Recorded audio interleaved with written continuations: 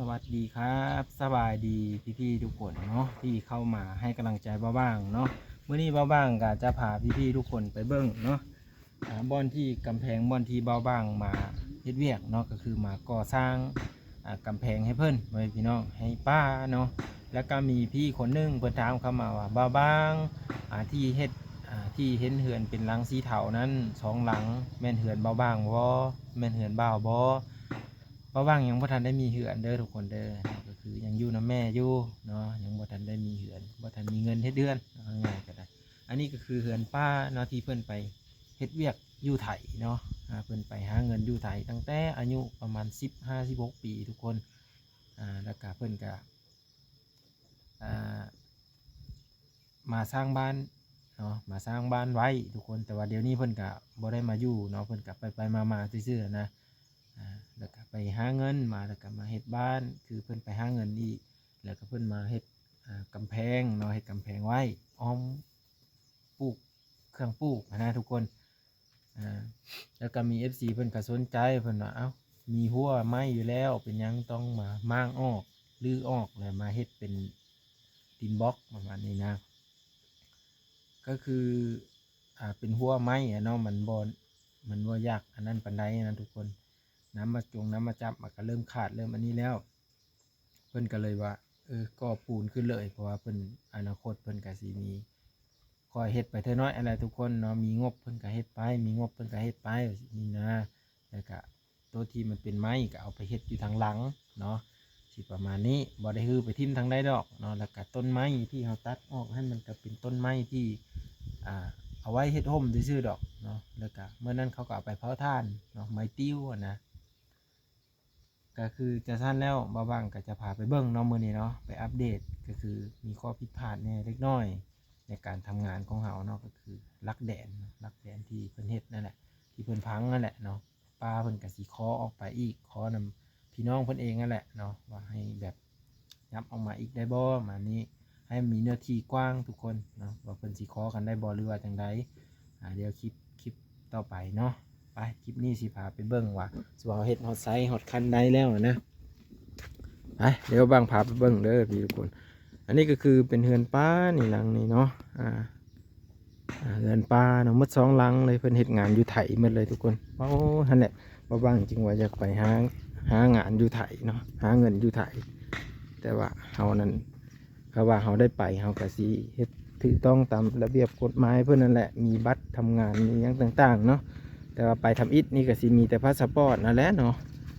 แต่ว่าบ่ฮู้ว่ากฎหมายเพิ่นนะแม่นแล้วเนาะไปเฮ็ดงานบ่ได้มีพาสปอร์ตนะอันนี้ก็ขอโทษพี่ๆทุกคนเด้อครับเด้อแล้วก็นี่เห็นบ่ควรเฮาเฮ็ดนะนี่เฮาขุดลงเรียบร้อยหมดแล้วฝังลงหมดแล้วก็คือฝังลงดินนี่แหละแม่นประมาณอยู่40หรือ50เซนบุได้เพราะว่าเขาจับระดับใส่ตัวนั้นดิจับระดับใส่ตัวนั้นมันก็เลยเฮ็ดให้มันต่ำลงเรื่อยๆเฮ็ดให้แบบมันเพียงกันเลยนะจับระดับกะตัวนี้จะเป็นคุ้มเก่าเลยทุกคนคุ้มเก่าที่เพิ่นคุดนะแล้วเอามาเน่งไม้เนาะมาเน่งคุ้มไม้เพื่ออยากให้มันตรงกับเสาตัวนี้ตรงกับเสาที่สองเนาะเพราะว่าลักแดนนี่มันจะอยู่พี่เนาะอยู่กายแต่ลักนี้ประมาณคืบนึงนี่ตัวนี้จะเป็นคุ้มเก้านี่มาคุ้มเก้าอยู่พี่มันซึ่งกับลักตัวนี้แต่ว่าพี่เบิ่งซอยคอยดูซึ่งนี่วันซึ่งไปบุญตำใส่กกขี้เล็กเนาะคันว่าซึ่งแท้ๆนี่ประมาณพี่เลยจับเหลี่ยมตัวนี้เลยนะนี่ไปพี่เลยนะเดี๋ยวเราสิพาย่างไปฮอดปุ่นอีกเด้อนี่เลยเนาะก็คือกกไม้อันนี้หั่นเอาออกแล้วก็เพิ่นสีปลูกเพิ่นสีซื้อเอาต้นมะม่วงนะต้นอันนี้มันได้กินแต่ดอกมันได้ซื้อได้นี่ได้กินแต่ยอดอ่อนมันได้ซื้อนะเกินว่ากกผักติ้วเนาะแล้วเราก็ได้ก้นออกแล้วเพราะว่าอนาคตนี่ถ้ามันอยู่ใกล้นี่หากมันเพราะว่าหากมันผูได้กกอันนี้แล้วมันสิไปทั่งให้กำแพงอันนี้แตกก็เลยต้องเฮ็ดแบบนี้นะทุกคนนี่จะมานี้ นนี้สุเฮาก็ขุดลงไปแล้วก็แทกไปโอ้พอดีนั่นแหละทุกคนเป็นมือที่3กะถือว่าปลาเพิ่นสิคอออกเพิ่นว่าเราก็เลยโจ๊กก่อนมื้อนี้เนาะโจ๊กก่อนมื้อนี้เฮ็ดเวียกตัวอื่นเนาะก็เลยบ้างมาถ่ายให้เบิ่งนี่แหละพี่ๆทุกคนก็เลิกสมโคนอยู่ได้ขุดลงขุดขึ้นขุดลงยอขึ้นยอลงเนี่ยโอ้โคตรเมื่อยเลยทุกคนว่ามันนักได้เสาปูนนี่นักแล้วก็บอนนี่นะมันแคบเนาะก่อซีบาผิดพลาดนะมันแคบนี่เห็นบ่พอได้แต่ย่างไปได้ชื่อๆนี่เพิ่นก็เลยแบบว่าอยากให้มันไกลๆออกมาจากเหือนแน่นะแต่ว่าดินดอนกับพี่น้องกันเนาะพี่น้องกันญาติกันนั่นแหละญาติกันแบบว่าสีขอกันได้บ่หรือว่าจังใดนี่เนาะมันก็ห่างกันน้อยเดียวนึงนะนี่พี่ๆทุกคนอันนี้คุ้มเก่าอันนั้นคุ้มใหม่ห่างกันมอรถสาวเสร็จครับเนาะเพิ่นก็เลยจะขอออกมาเนาะจะประมาณนี้แถวนี้เนาะคือการมืดพี่ทุกคนแต่ว่าเฮาได้พากันเฮ็ดเมื่อวานนี่นะฮอดแต่นี้แล้วแบบว่าสิว่าจะไหนมันใกล้พ้นนะเฮาก็เลยว่าเฮาก็เลยโทรปรึกษาเพิ่นก่อนว่าเจ้าของเพิ่นเนาะประมาณนี้ก็ลุยตั้งแต่เช้าเลยได้มื้อนี้ก็พากันเฮ็ดแต่เช้าสิพาลุยให้มันแล้วไวๆกันเลยเพราะว่ายันไปไถให้ไถนามันสิยากเด้แล้วก็สิเฮ็ดเป็น2 ตอนเอานิ่งแต่พุ่นมานี่มาฮอดพี่นี่มาฮอดประมาณนั้นจะเฮ็ดเป็นตั้มเนาะแล้วก็ยกเสาขึ้นมาอีกยกเสาให้มันสูงขึ้นอีกเพราะว่าเสาเขาพังลงมัน50 เซนเด้พังทิ่มไปซื้อนี่50 เซนเขาว่าพังเสานี่ประมาณ20 เซนก็ได้แล้วเสานี่2 เมตรทุกคน20 เซนนี่ประมาณนี้ก็เลอะหลายอยู่เนาะก็ไว้กังสัตว์ไว้กังสัตว์นั่นแหละทุกคนบ่ให้งัวเต้นงัวดองข้ามประมาณนี้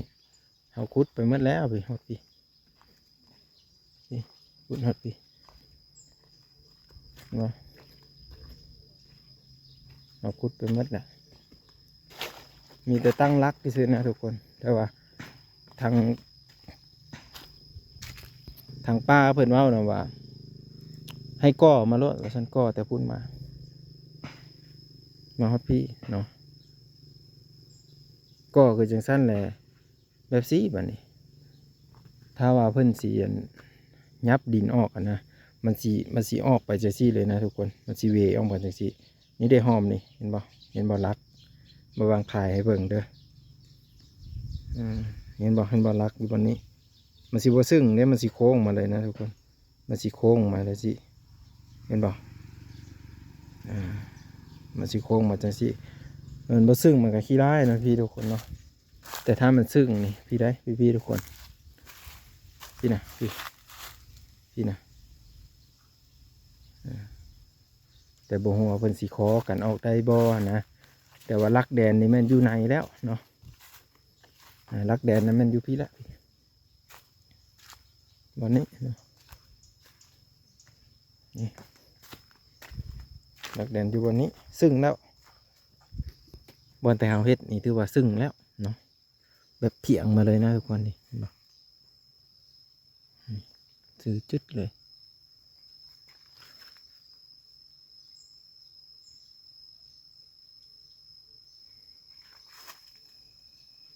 ว่าเขาก็เฮ็ดตามมันยังก็ตามลักแดนหรือซั่นซะประมาณนี้การเอาเฮ็ดตามลักแดนคือสั้นแหละมันก็ไปตามนั่นเลยแหละทุกคนเลย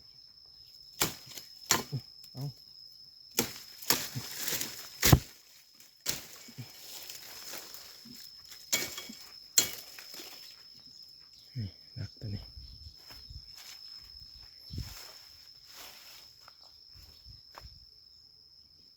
นี่อันนี้เลยไปแถวนี้เพิ่นจะแบบปลูกนี่แหละเห็นบ่คือเพิ่นปลูกกระเพาะกระไผ่นี่ก็เพิ่นมีหัวแหละงัวก็จะบ่เข้ามาใกล้นี่นะหลักๆเลยแหละตัวนี้เนาะ อันบ่มีหัวนี่มีหัวนี่เห็นบ่มันดองข้ามได้งัวสำนี้ฮะมันดองข้ามได้เลยเพิ่นก็เลยอยากเฮ็ดหัวไม้เนาะเห็นบ่นี่ไม้ติวนี่ไม้อันนี้ฮะเขาใช้สำหรับแบบเฮ็ดผืนซื่อๆเนาะขุมสุงคุดมาแล้ว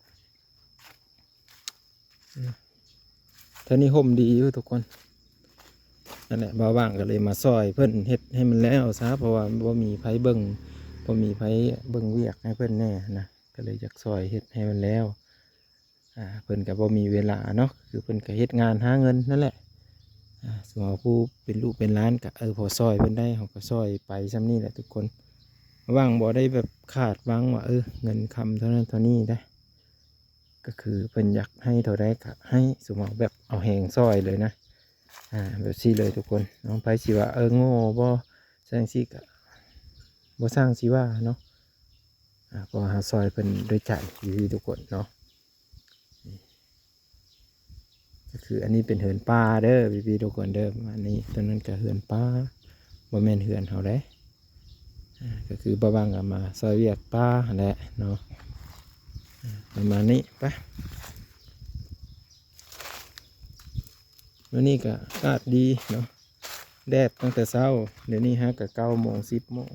9 โมง 42 นาทีก็เฮ็ดให้แบบแดดเจ่งแป้งเลยเนาะเห็นบ่ไม้อันนี้เพิ่นก็จะเลื่อยเป็นไม้เส้นเอาไปเฮ็ดนั่นอันนี้ก็ได้ไม้ประมาณนี้กำลังเฮ็ดดำผ้ากันอยู่เป็นโทษเฮ็ดผ้าพะเท่าฮะไว้ให้เบิ่งพะเท่านั้นนำกันหลายคนก็สิจื้อเพิ่นเนาะบ่ได้ถ่ายคลิปพะเท่าแต่โดนนะ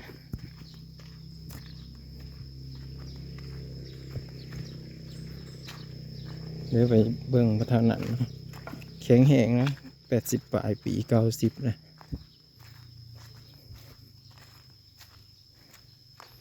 ได้แก้วเพลเด้นั่นเด้ได้แก้วบะหลองว่าอันนี้ผ้าอันนั้นอันนี้ผ้าดำเล็กตัวนี้เป็นโทษพะเท่าแล้วเห็ดผ้าพะเท่าหักเท่าอย่างแข็งแห้งเลยทุกคนเห็นบ่90 ปลายตามบึงบ่ซ้ำวัยรุ่นซ้ำวัยรุ่นเลยหน้าตานั่นเท่าอย่างแข็งแห้งเสยย่างได้เสยจักต่อท่านนี้สารเสียแต่ลังกอมเสียแต่ลังกอมเนาะมันกอมเองมันแบบพะเท่าเนื้อเห็ดเอาเนาะกอมเองโลดเท่าอะไรสิเนาะขันเท่ากับเป็นแม่นั่นคือกันอ่อนย่างแล้วมันจ้องลงไปเลยมั้งเป็นน้ำเส้นน้ำเอ็นเขาเนาะชวนลอยได้เอ็นเลยเส้นเอ็นเขาทุกคนเป็นงานเรื่องมัน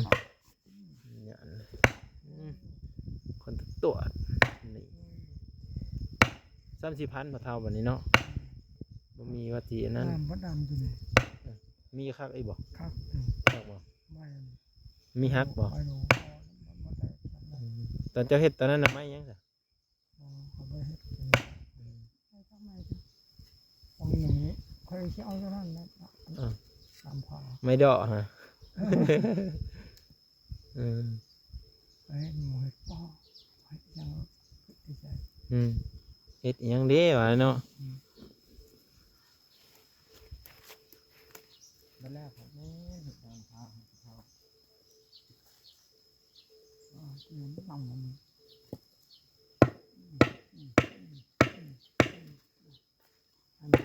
2 อันเลยบ่นี่ตัวนั้นต่างหากเฮ็ดชอยบ้านชอยตัวเผาตัวนี้ตัวนั้นมันเรียกเขาได้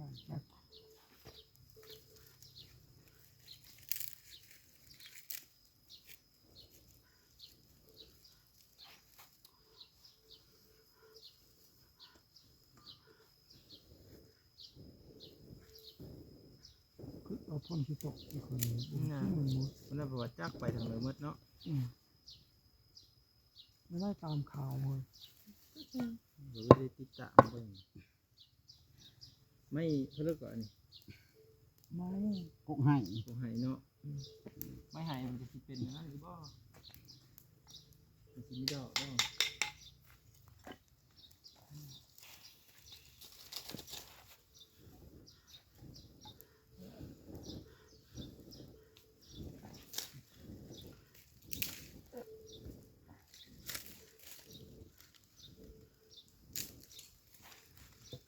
ยังดวงนึงยังอันนั้นแกงลำเพิ่นสิขึ้นให้ อืม พาก็ว่านี่เอาไปเล็กน้อยเพิ่นลองเบิ่งพาตัวนี้อีก พาเล็กแนบ เล็กน้อยมันให้แกงลำให้เขา เพื่อก็เฮ็ดเถอะ ให้แกงล เราเฮ็ดเป็นเถอะ ำเป็น เขาปาดนะบ่ อืม ปาดเราไม่นึง เ เกียร์เอา แม่น เขาบ่ได้ตี คืออยากขัดกันนะ มันมีเยอะแม่นเล็กชุกเนาะ อืม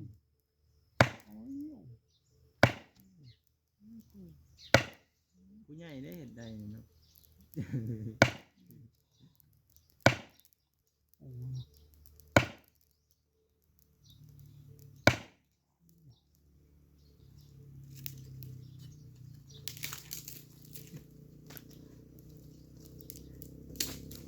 เขาจะเอาละขี้พอลงขี้ลง เพราะว่าสีเพื่อน้อยบ่ มันคือเล็กเฮาเท้าเห็ดขาครับ บอกครับบอกตอนเราขับเลยตามทางคนบุญไม่ใช่เนี่ยพอตื้อมาตื้อเป็นได้จัดปล่อยโว้ยตายแล้วเอาเนี่ยเบิ้งจะกลับเป็นตามละเคียดของ จักตัวเลย ข้าวช่างนี่ ตายเลย จนเดือนหนึ่ง บ่ได้ใช้ฮะเดี๋ยวนี้เดี๋ยวใช้อยู่บ่ ได้เลย เราแปลงให้ไหมเลย ผมไปเขานี่ เ เขาไม่มันโยนแล้วมันไปเขียบมันหลุดไปออกนี่พอนี่ตัวนี้แล้ว มันขาด มันขาดเชือกตัวนี้ โอ้มันสายไผ่มันบรรจุกัน แม่น่ะเบ็ดใส่ เสียเบิ้ง เสียบเบิ้งตักน้ำได้ตักน้ำได้น้ำใช้แล้วโอ้คนแห้ง ได้น้ำอาบเนาะ ของจนเดือนหนึ่งบ่เป็น หาว่าใส่ปกติเนี่ย ขึ้นในใจชื่อตัวนี้นะ ได้จรวดนี่ ได้จม อืม ขึ้นในใจหาบ่มีเงิน 1,800เขาซื้อมา อ๋อได้เลยอ่ะ มันไม่ได้ยากท่อหลายอันได้ป่ะเท่าซื้อแต่ท่ออันนั้นประมาณ50 เมตรนี่แหละเมตรหนึ่ง10,000นะคือ10 หรือ 12นี่แหละเน่งลงเลยเอาขึ้นมาใส่เลย สมัยตัวนี้ อันนั้นท่อ2 อันประจุ่มลง แม่น เนี่ยได้ปุ่มมาแปลงก็เนี่ยไอ้ แม่น ขันตัวนี้ตายแล้วทิ่มรถ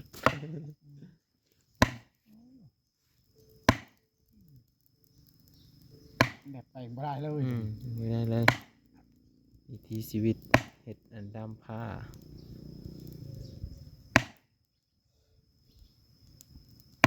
ไอ้มันมีแต่เนาะมันลงแบบละเอียดเลยนะทุกคนค่อยๆเตาะลงเท่าน้อยนี่ น่านั่นคืออุ่น ไปเลยนะ ฮะ นี่เพื่อไปเอิ้นนะคือ ว้าว สำนั่นแหละเนาะหักให้เลือดจะยังมักไปได้สะ มันเลี่ยใจ เราจะไปใช้คืนนี้เป็นไอ้หนูสอนรถเอามาเอา ไปพุ่นนั่นแหละ ไปว่าเรื่อง มันเลี่ยมันเลี่ยมาหัวใจ แล้วหลายคนว่าจะได้ ปะเท้าได้อยู่เพิ่นว่าเลยปะเท้า มันบอก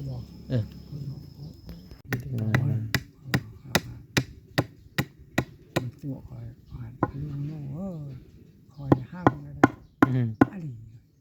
มันร้อน อย่าไปเบิ้งที่นอกปะเท้านี่ อาบน้ำเลือดเขายังทันนี่ฮะไปเกาะไปป่าเขาไปทุกแล้วบัดไปดูก็คือพวกช่างกระโบยเป็นเด็กกระดาษเขาชอบ เอาแหนมเบิ้งเธอเดียวก็เห็นแล้วเนาะอาบน้ำอยู่เหินนี่แสดงว่าคนขี้คันหรือคนดุเอาพอเท่าว่ะตามพอเท่าว่านี่ บุ้งออกเนี่ยบุ้งออกยาทะเยอทะยานเน่ลูกเมียเขาแม่ไม้เนี่ยอย่าไปควนนะ อย่าไปอยู่ใกล้ ใช่ระวังเคาะเขาอะไรถึงยังดูเขาไปจองยังหนุ่มยังนองย่าไปเอาแต่แท้เลยนะไอ้เงี้ยน้องเราค่อยบอกเนี่ยเขาเพิ่งไปมาจากหนาวเปิดได้ตัว แต่ต่างหาก อืม บ่เอาหน้าคันว่าจะเอาเขาเอาเมียเขาอีกอย่าพออยากกินข้าวน้ำพออยากกินอันนั้นอันนี้พอมันมีเงินมันมีคำมัน อืม แม่นอย่างห่างแห้ง ก็เท่าไปได้ซะเนาะ เท่าคนแบบช้ำเฮานี่ อืม เจ้าบ่มีแล้วโอ้ว่าโอ้ยมันทำให้เจ้า จะหาเงินมาซื้ออีเนาะ มันทำให้นะคอยถ้าคอยชิ่งมีคอยพออย่างนะโอ้ยคอยบุกคนแล้วก็ไม่นางนะพูดคอยจะขึ้นเนื้อโอ้ย เอาผู้สาวน้อยๆพุ่นเนาะ เกยนะครับตัวบอกแพง โอ้ โอ้ ย ยตัวหนึง อืม มันถึงแป้ อืม เงิน แต่ก็ได้แล้วแม่เนาะ เอาเคย ผู้น้อยผู้สร้างผู้หาซอย เงินชี้แช่น อืม เจ้าท่ามาตังคันบอกคอยว่าคอยถูก อืม มาตังเลยชี้แช่นโมยตัวหนึง อืม คุยชาละวัน จังๆไปเอาแม่ผู้นี้ฮะ มันเอา วันนั้นดิ ได้ยาว ป้าตัวผู้นี้ ปะตัวอันนั้นพัวตัวนั้นชาละวันนะครับอันนั้น เอาตังค์ บ่แม่นไม่ยิง เอา ต่างไปกับร้านเคยไปผม อืม เรามันอยากได้ไม่ยิงดูคนนึง สารวัตรอืม เป็นยาวตัวผมมันอยากมา อืม เอาใครบ่มีพวกนี่บอลไปใหญ่เนี่ยตาหักอัน อืมอันนี้ยังว่ามันอยู่เคอเนาะ ไปเอาทางเหนือเอาชื่อ ไปบ่จากมือถือเลข4ล้านสิพาไป ไปหาเอาเมียอย่างนั้นเนาะ แต่ว่าเอาบ่ พอเท่ากับแล้วพอเท่าก็เอาผู้หนึงเอาก็เอาผู้หนึง ไปบ่จ้ะ บ่ได้ไปเลย เอา ทางกอมนัก โอ้กันตื้อเลข4ล้านก็ไม่ได้พาขี่รถจักรเนาะพอครู ทางกอมนักของแรง หาไปเที่ยว ทำบ่ได้กอบเนี่ยขอไปอยู่คันชำพออย่างเขาบ่อยู่ เนาะยังหันได้พอเวียงได้ ยังขนาด อืม เอาแม่นางอะกูงามอยู่มันบ่งาม อืมพากันปุ๊มาแต่งนะเดี๋ยวนี้ โอ้ แต่งงามมาแต่งเราเที่ยวโหดเช้าโหดแรงนั่นแหละ โอ้ สมกับว่าครูสร้างครูหาเลยอาจารย์เป็นครูเวรครูกรรมฮะเห็นคนมาแต่งเรา โอ้ใครก็ตามคอยบ่เอาหรอก โอ้โหปู่มันก็สิพอซ้ำเลยเด้แหงจะสิร้ายบัดเลยฮะเราอยู่น้ำลูกตัวเองสบายสุด แม่ นอนกิน นอนกินนั่งกินเนี่ยยามเฮ็ดเวกก็เฮ็ดทำผู้เฒ่าแล้วเนาะกะสิหันคือเด็กน้อยมาหาแบะไม้มันก็ไม่ได้แล้ว แม่ คือต่างกัน ได้ชำพอจะยังไหนหันขึ้นเหนือมีเลย ได้นะ มันจังหันลองกอบอยู่ยังหันจะไม่เหมือนโทรศัพท์ นี่ คนเฒ่านะ โอ้ย คนเฒ่าเอาเมียตัวให้หน่ เอาเห็น แน่ ผู้มือนี่มีแต่แนวนั้นแล้ว แน่จะบ่เอานั้น แต่ว่ามันก็ต้องมีเงินแน่นั่นแล้ว เออ ถ้าไม่มีเงินก็เห็นแล้วแหละเจ้า นั่นไม่โม